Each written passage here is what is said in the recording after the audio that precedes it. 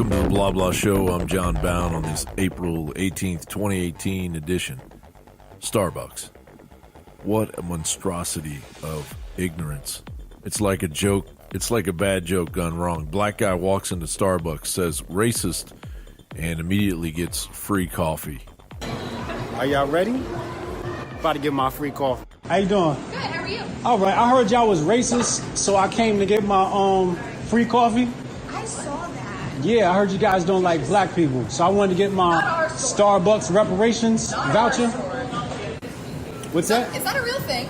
It's a real thing. I mean, I'll give it to you. I saw that on my Twitter last night. I was like, Yeah, I need a free I'll coffee. give you a free coffee. That's what I'm talking about.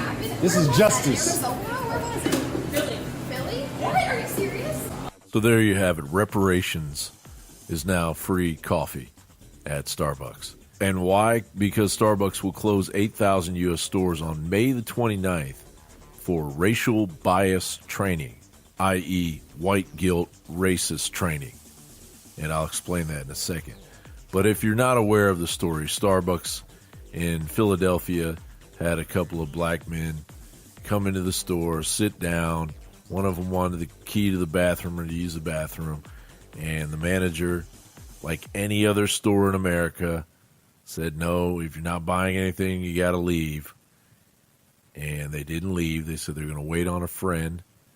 And the manager called 911 and politely told the operator that she had two gentlemen, she didn't specify their race, in her store who won't pay and aren't going to leave. Pretty common stuff. Also the policy of Starbucks. And now, after this big to-do of two black folks being led away in handcuffs, which seems a little ridiculous. That seemed a little dramatic, but they were politely interviewed by the police and were given every opportunity to just leave, but they didn't. And now the Starbucks CEO is going to buy into this complete hypocrisy that these two black gentlemen were treated unfairly by their staff. Joining me now to discuss the incident and how the company is handling it is Starbucks Executive Chairman, that's Howard Schultz. It is an interview that you will see only on CBS this morning. And Howard, we really appreciate you taking the time to join us this morning. Thank you, Gail. Listen, we have all heard the phrase driving while black, shopping while black, and now, Howard, there's a hashtag that says Starbucks while black. You see and you hear that and you think what? Well, I'm embarrassed, ashamed. I think what occurred was reprehensible at every single level. I think I take it very personally, as everyone in our company does, and we're committed to making it right. They're committed to making it right. They're committed to accepting their white guilt and actually creating more racism and more division. I know that this is something that is true of a lot of my peers. It's happened to me more times than I can count on two hands. The reason for ejecting someone is really pretextual and based on somebody's protected characteristic, their race, their color, their national origin or religion. That's where the law prohibits ejecting somebody from your establishment. It's really unfortunate, but that seems to be the experience of a lot of black people in America right now. So that's USA Today's take on the millennial generation's viewpoint of racial bias in America. And I do agree that a racial bias does play a certain role in America, but it's not exclusive to black people. I was beaten up by a Mexican police officer on Christmas Eve for no reason, basically, just because he was angry and wanted to take it out on a gringo, as he repeatedly called me, after he handcuffed me and threw me to the ground and put his boot on the back of my neck on Christmas Eve for nothing. His superior showed up, apologized, and I was let go. The guy was raging. He was having a mental breakdown, a racial mental breakdown. I was driving through Mississippi. I was driving through up Highway 61. I was heading to Clarksdale, Mississippi, to the Blues Museum. I'm a huge fan of Delta blues music, of Mance Lipscomb, Son House, Robert Johnson. I was listening to Muddy Waters' album Real Folk, a young Buddy Guy on guitar, Willie Dixon on bass, and Muddy, and they're all just playing acoustic. And I was just flipping that cassette over and over again in my car. Actually, it was a truck. as I was driving through Mississippi. I was about out of gas, so I pulled over to this gas station that appears on the cover of a musician magazine with Robert Johnson sitting on the steps and all of the people influenced by blues behind him, including Eric Clapton and Keith Richards. I walked into that gas station, which actually had a small grocery in it, intending on explaining that when I started to pump my gas, that the gas began at $5, not $0, but at $5. So I was going to make that clear. Wasn't a big deal. I'm not sure if that's the toll that the Mississippi Highway 61 toll. I was standing in line, only white person in there, straight out of Austin, Texas, where there really isn't any racism, or there wasn't back during that time. You'd be very hard pressed to find it. Everybody got along and respected one another, and it wasn't about your skin color. It was about whether you were an a-hole or not. That's basically how you based your friendship with one person to another here in Austin, Texas. But of course, you go into the rural parts of America, and it's still very segregated. There's a hardcore, brutal past that's always lingering in the air, and it's tied to the grandchildren through their grandparents and even their parents of the brutality that they experienced back before civil rights took over in America. Well, I'm standing in line, and there's a guy behind me who's probably the same size as Shaquille O'Neal, wearing overalls, not very friendly. He's looking down at me like he wants to slap me. And then I look behind the counter, and this young black Mississippi girl, I would say, I was working the register. She turns around and stares at me as if, what the hell do you want? Which is interesting, because I'm sure this is what black folks go through when they go through, say, Eastern Kentucky. So I was experiencing the same thing. And so I said to her, the gas started at $5. I put 20 in, but it says 25, but I only put 20 in, just so you know. She leaned over, and the guy standing behind me got closer to me. She said, "Oh, so you want an ass whooping then?" I paid the Highway 61 toll, and I got out of there and made my way to Clarksdale and then to Memphis. But that just goes to show you that it's not exclusive. There is racism everywhere. It doesn't really matter what color you are in America. And you turn on the mainstream, the Mockingbird media, and they want to place everything in a box. They want you to jump in that box and feel guilty for your skin color, when the majority of us are mutts. We're Americans. This is a divide and conquer strategy. And I truly believe that by Starbucks CEOs coming out and embracing all of this white guilt, that they are actually being racist. Because when you have a policy that you got to buy something or get out, you either buy something or get out. Who knows? Maybe they were going to go against, maybe that was their intention to begin with, was to use this as some kind of racist bulwark into the American consciousness. Well, they did it, but you know what? I'm not buying it. And there's a lot of other Americans that aren't buying it either. And they're black and white and this and that and the other. This division will not stand. United we stand, divided we fall. Now, coming up after the break on BlaBlaShow.com, John Rappaport's going to delve into the communist censorship legislation being toted around by a California senator, where fact checkers will rule media and control the disinformation machine. You can always find us at DailyNewsCollective.com, at BlaBlaShow.com, on YouTube at John Bound Politics, on Gab.ai at John Bound Politics, and Twitter at Newsbound. John Rappaport after the break. You want the news and you want it now. Now? Now! DailyNewsCollective.com will slap you right in your information goblin noggin with news as it drops. Immediately. From a range of RSS feeds gorging your hunger for news.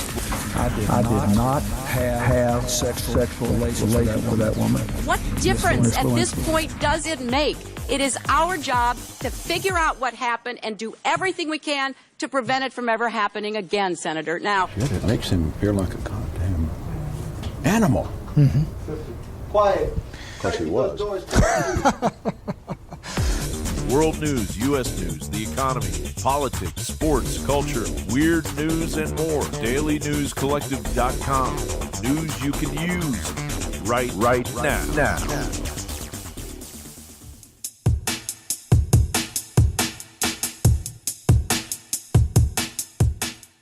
John Rappaport is joining me. He has worked as a freelance investigative reporter for over 30 years. John is also a painter, has some paintings in galleries in L.A. and New York. He's a graduate of the freedom-loving Amherst College in Massachusetts, and has a long-standing career, and we could all learn something from John. It's a good thing that John is around because he is a voice in the wilderness. Thanks for joining me, John. Good to be here, John. You just wrote an article, I think it was the article before the one that you just put up on nomorefakenews.com. It was about the California State Senator Pan. What I can find on this guy to begin with is that he was a pediatric professor at UC Davis, which is a very left-leaning, almost socialist college. Wouldn't you agree? Well, I would say it's left-leaning. I don't know too much about it, but I do know a professor who teaches there who thinks it's a pretty fascist institution. And he was the one that developed and was successful in passing Senate Bill 277 about vaccines, which you also reported on when that happened. Yeah, Senator Richard Pan, that's right. Right. So he has a track record of certainly representing pharmaceutical interests, and now he's gone a step further, a big step, in introducing this new bill in California, Senate Bill 1424, which is all about the Internet and what you have to do if you have any sort of Internet-based operation in California, which he defines as social media. But when you read through the bill, you begin to see that he's talking about any sort of communication, really, over the Internet, whether it's a website or a blog or it's a even an email, I mean, which is completely preposterous. Completely insane, yeah. And what he's basically saying is that you must have fact checkers, verified fact checkers, and that you have to vet everything you publish. And, of course, there's no prescription for who these fact checkers are or how they're going to vet your material.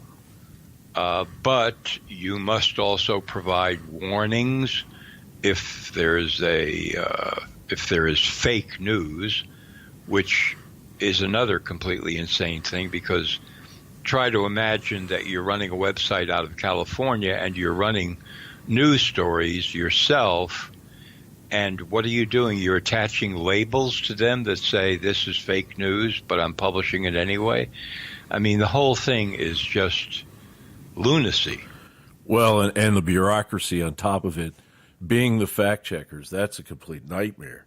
But to get down to the nitty-gritty of what he writes, he says, the strategic plan shall include, but is not limited to, all of the following: a plan to mitigate the spread of false information through news stories. Now, let's just start with that one. They're going to let a lot of false information go that they're okay with. I was doing a report the other day on statues being taken down. It may have been removed already of President McKinley in California. It's apparently offending this tribe, the Weehat tribe in California. And the news report, it was, and I don't know if this matters or anything. It doesn't really matter, but the way it was presented, the anchorman was black, and he was upset about it too, obviously, and he was reporting it with this authoritative voice. And he had said one of the things about McKinley was that he had been a supporter of the KKK. Now, McKinley was never a supporter of the KKK, and yet there it is on local news. And that kind of misinformation is going to pass just fine. Sure, and as you were saying, with the bureaucracy that this would imply if this bill ever passed, there would be no way that they could monitor and enforce law against all Internet operations in California. So what they would do is they would pick a few key issues the state government I'm talking about. And that would be, for example, immigration, gun control, and vaccines. And they would say, well, let's start here. So let's throw a net over the web in California, and let's start accusing people who run websites and blogs and so forth of dispensing false information when they question the safety and efficacy of vaccines, and require them to submit to fact checkers and label many of these stories as fake news. And if they don't, and of course we have punishments for them, fines, whatever, jail time. And of course, again, when you mention bureaucracy, for every law that's passed by any level of government, what happens next is the government agencies that the law applies to, in the sense that these agencies will enforce the law, they draw up a set of regulations.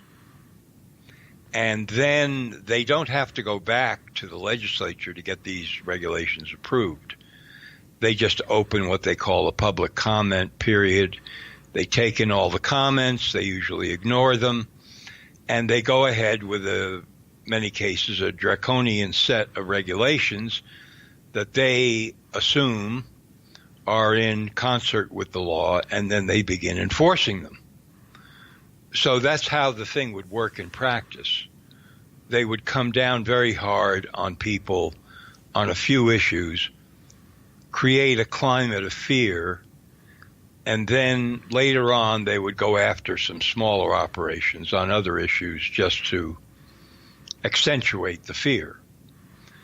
And they would, mete out punishments, and the whole thing would be the Ministry of Truth, George Orwell, 1984. Absolutely. Or is presently happening, and the Chi-Coms have their vast ranking system that monitors the behavior of its enormous population.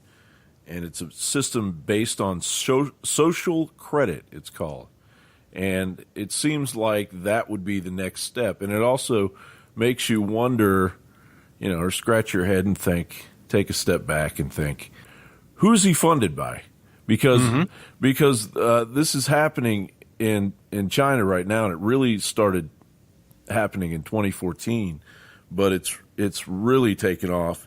And it's going to be fully operational by 2020.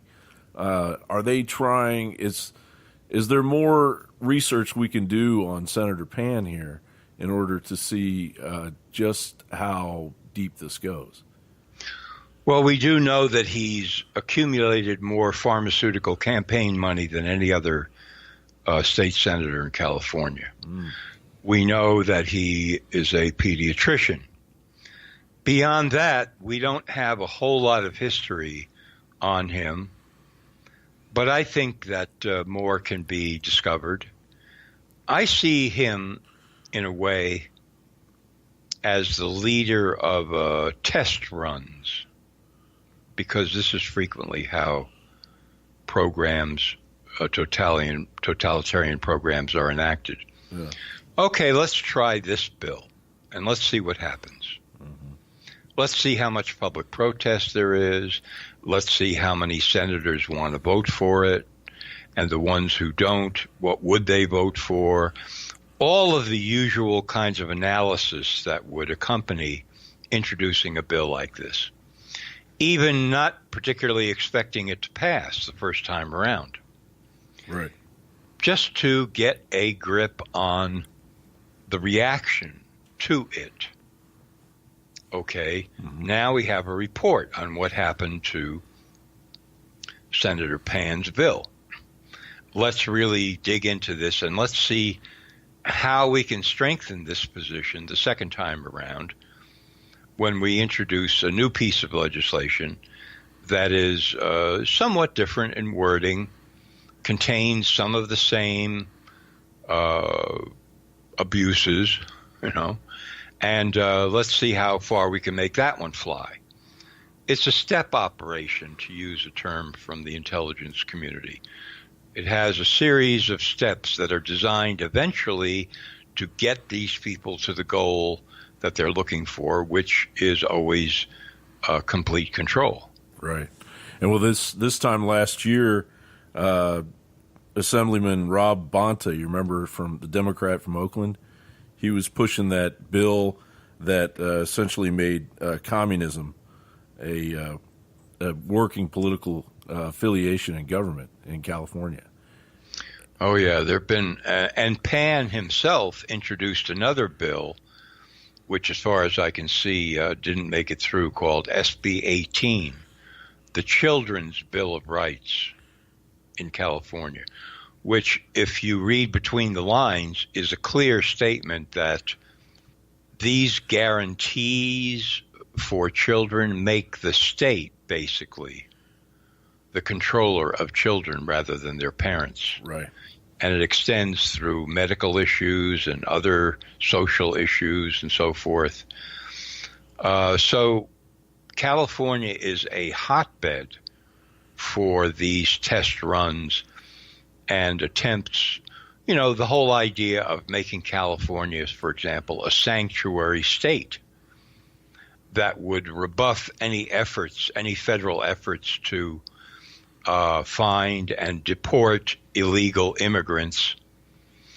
That in itself is a gigantic experiment to see how can one state stand up against the federal government on this issue, and what can be learned to keep the borders wide open. Yeah. It also states in this bill that as used in this section, social media means an electronic service or account or an electronic content, including but not limited to videos, still photographs, blogs, video blogs, podcasts, instant and text messages, email, online services or accounts or internet websites, profiles or locations. So just about anybody that can be censored will be censored under this bill. The bill, I would imagine, doesn't have much of a chance, but the fact that there will be representatives of this representative democracy that we live under that will actually vote in favor of this bill that clearly goes against the First Amendment, that says Congress shall make no laws respecting an establishment of religion or prohibiting the free exercise thereof, or abridging, which is a huge word, abridging the freedom of speech or of the press. Abridging the freedom of speech or of the press. Now, there's a lot of law talk out there that will try to tell you that freedom of press and the freedom of speech can be abridged. But according to the First Amendment, the law of the land, it cannot be abridged. It appears that California wants to become, in essence, a part of either Agenda 21 or basically a communist state.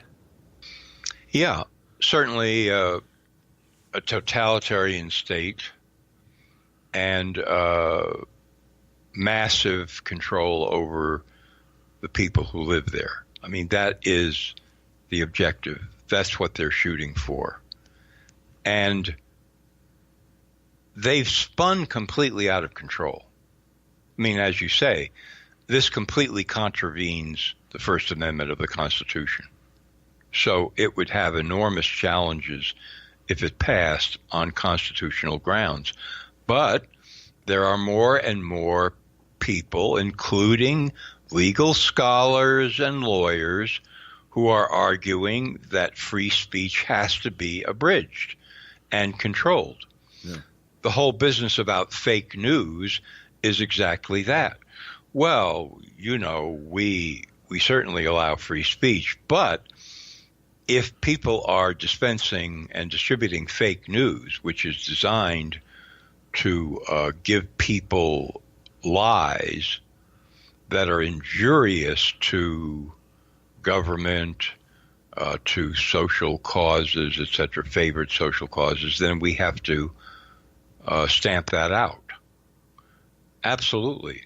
Well, isn't it amazing we live in this age where CNN can be completely lopsided and biased on their coverage, the New York Times, the Washington Post, and since they hold the high ground, they continue to, twist the narrative. And then you have the flip side of that, the independent journalists, the citizen journalists, who don't have as much experience that you do, where you vet your sources, where you use actual techniques of journalism in order to vet your story. But they do, in some, probably most instances, the generation of their story comes from a true source. And of course, there's always going to be misleading fake news websites. There are always going to be people that really don't have their information correct, that are speculating, that have their own opinion, their own biased opinion. But the true war here is between the biased mainstream media, which is completely bought and sold and controlled by, the CIA, basically, going back to the 1950s at the very least. And on the other side of that, freedom of speech, freedom of the press through independent journalism and truth seekers. And there's many truth seekers that are professionals, too, that have been quieted over the years. But the fact that we live in a completely biased culture when it comes to the news, wouldn't CNN, wouldn't the New York Times, wouldn't the Washington Post, when they get caught presenting their biased opinions based on irrelevant facts or just flat-out lies, wouldn't they be the first ones to get a warning label? If we lived in a half-sane world, they would, yeah. That would be the first target. Well, we know where the bulk of the fake news is coming from. It's coming from the New York Times, the Washington Post, CNN, et cetera, et cetera. So let's go there, and let's say that they can't operate in California unless they prove that their stories are true, et cetera, et cetera. That's you would think that, but of course that's not the case. This army of fact checkers that have already, I think it's 10,000 strong now on YouTube. That was the last number they were talking about. But they're taking down all these gun sites. They've taken down a number of independent journalist sites, alternative news sites, health sites, simply based on their own opinion of what should, and it's not based on, a lot of these gun sites are basically gun safety sites.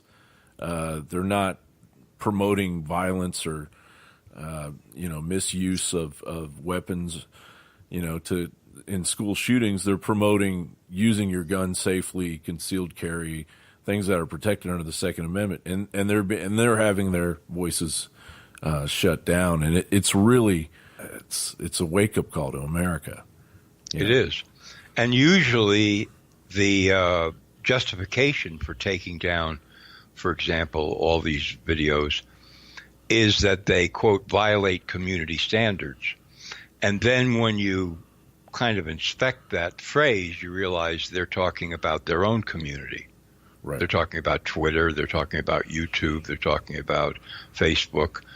They're not talking about some suburban community outside Los Angeles. They're talking about their own biases and their own instructions as to how to behave and what to censor. Mm-hmm.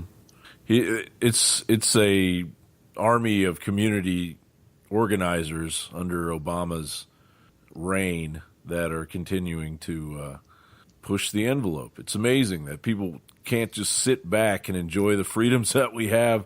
They want to keep pushing and pushing until it's going to be in their face. And that's the one criticism I have of the rest of us, is that we really haven't put it in their face yet. Because this senator, as a state representative, as a representative of our democracy, of our Constitution, on the floor in regards to the law of the land, shouldn't he be then taken somewhere and evaluated mentally? I know he's a doctor. He's obviously a very smart person. But shouldn't he be evaluated I know that sounds Orwellian too, but shouldn't there be some kind of and the votes will eventually evaluate him, but why do we keep getting these people representing that have so much influence in order to do so much damage against the United States Constitution?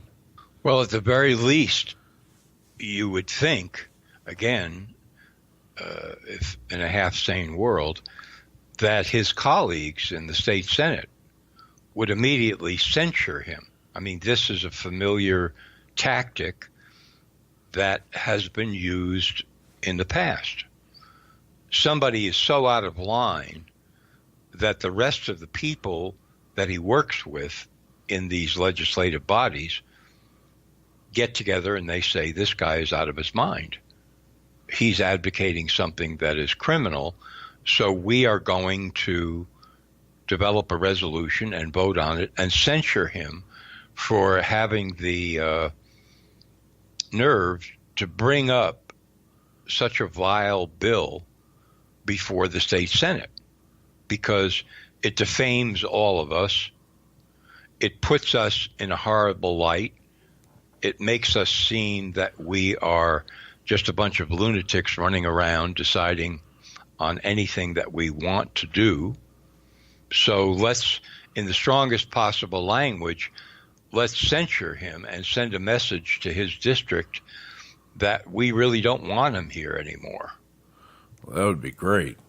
Yeah, I mean, that is part of the rules and the regulations of all legislative bodies and has been used in the past.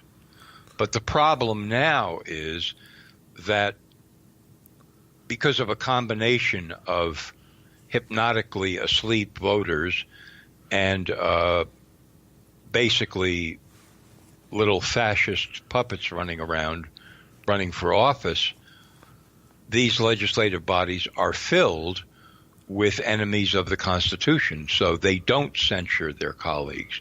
They don't even blink when something like SB 1424 is introduced.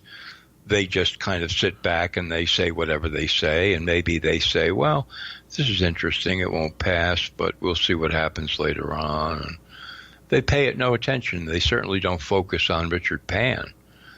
He's just given a free pass. Right. And so that's where our power lies, is we need to get on the phone or email these fellow politicians of Senator Pan's and have them actually bring censure upon Mr. Pan's head, because this is a waste of taxpayer dollars. I know they like to waste a lot of taxpayer dollars in California, but this is I mean, this guy's just spinning around in circles, you know. This I was going to say something earlier about California because I used to live there for a long, long time. When I said they were spinning out of control, the government, they have a debt, government debt in California, which if you include what are called unfunded liabilities, which means obligations to pay into the future, the last figure I saw was $250 billion. And this was, verified. It was out in the open. It wasn't anything secret. Had to do with pensions and so on and so forth. So that's how far out of control the state government of California has gotten under a succession of politicians and governors and so forth. And yet at the same time, you've got the governor of California and you've got a majority of the legislature saying, we want to be a sanctuary state, which means we want to welcome in untold numbers of illegal immigrants. We don't care how many. There is no top figure that we're going to name after which we shut the door. You'll never be able to get them to give you a top figure. And we will incur, among many other things, such as crime and so forth, more debt, more expenses, more payments for welfare and housing and free college education and et cetera, et cetera. We don't care. It doesn't matter to us. We don't care. What are these people thinking? Well, I have two answers to that. One is they're thinking like children that somebody will bail them out. Mm-hmm. You know, it's like the kid somehow gets a hold of a credit card that his parents give him, and they put on just some ridiculous limit, and he goes up to and beyond the limit. He thinks somebody is going to bail him out, in this case his parents. Well, that's part of the thinking in California. Somebody, like the federal government, will bail us out because we're too big to fail.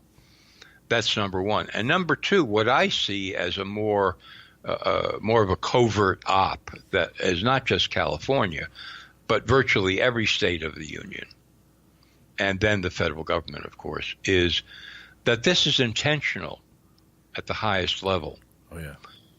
To wreck the economy to such a degree that the question of bringing in a new kind of currency, money, is not just proposed, but it can be framed as absolutely necessary for survival.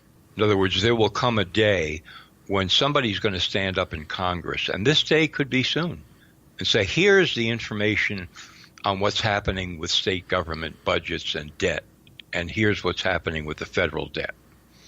Now, what I'm saying to you is this is insupportable. There is no way out, and you all know it. There is no way that this can be solved except by forgiving the debt, which implies that we now have to go on a completely new basis for currency. And that's the proposal, and I look forward to seeing bills presented on that basis, because otherwise the entire economy of the United States is going to sink into oblivion. Yeah, well, as of last year, California Policy Center was saying that California's total state and local debt totals $1.3 trillion. Okay, it's about 4 times what I said, 5 times. And that was last year. Yeah, and that was last year. So imagine you're the governor and you're sitting on top of that powder keg, and you're still signing laws that require massive expenditure of money that you don't have, and so on and so forth.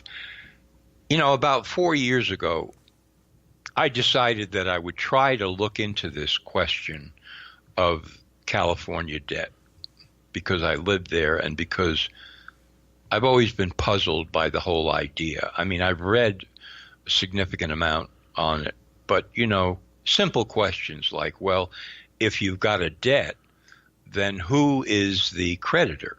Who do you owe the money to? And how do you propose to pay it? So I began making phone calls, and I got shifted around inside the California state government from one person to another, and so on and so forth. Because none of them probably knew. No, they didn't know. But one guy said, okay, I'm going to transfer you to somebody that might be able to help you. And I don't remember who he was. And he took my questions, and he said, well, what you're looking for is who is underwriting the California state debt. Yeah. In other words, who is guaranteeing that somehow it will be paid. And I said, okay, all right, I guess I understand that. So who is that? And then he started to tap dance around and whatever. And then he finally said, look at Goldman Sachs. I said, really? He said, yeah, Goldman Sachs. I said, so they're the underwriter. He said, look at Goldman Sachs. So I said, well, all right. I said, but why would a company like that in their right mind underwrite this horrendous debt that keeps on building in California? And he said, because taxes continue to be paid. He said, as long as the tax money flows, they're okay with the debt, because the interest is being paid off, or a significant amount of it is being paid off, and they feel like somewhere out into the future it'll just keep getting paid off. It's now, a massive credit card until it falls into the ocean. Yeah, right.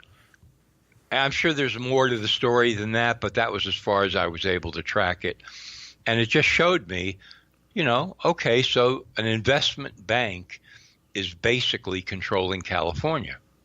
And therefore, whatever they want to happen politically in California when push comes to shove, if it's important enough to them, it's going to happen.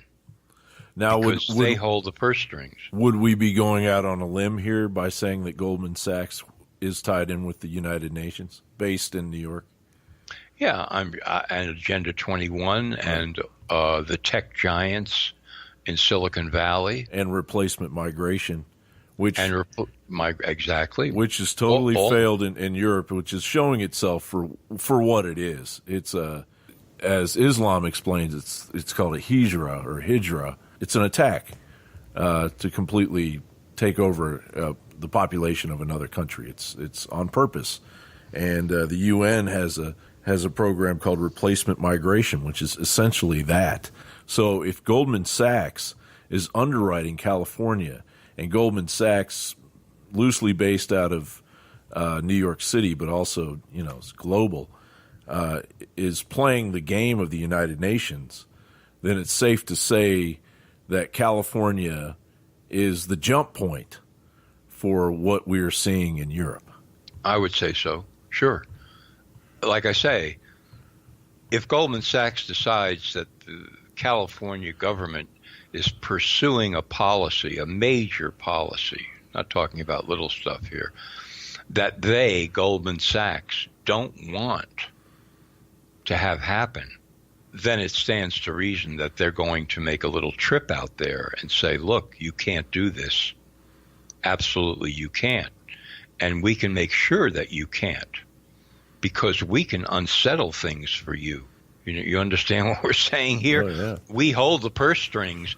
So if they were against replacement immigration or just open borders, if Goldman Sachs really thought that was a destructive policy, or a policy that they just didn't want to be on the books, they would make it known in no uncertain terms. So as far as I'm concerned, the main things that are happening in California are observed and approved by Goldman Sachs. Yeah. Well, that's a good place to start. Yeah. Definitely, and to see the communication between the Chinese debt that we owe and probably the behind the scenes hair pulling that's going on with all the tariffs that Trump has thrown their way, and the trade war that's beginning, it could become complete chaos here eventually. I mean, it already is, but even more so. Yeah, because the Chinese, I think I saw a headline somewhere today about the Chinese deciding not to buy any more government treasuries, or that they've stopped buying them for the time being. The financial entanglements are endless as to, some people want to say, well, it's the international bankers. Yeah, sure, it is, but it's not just that.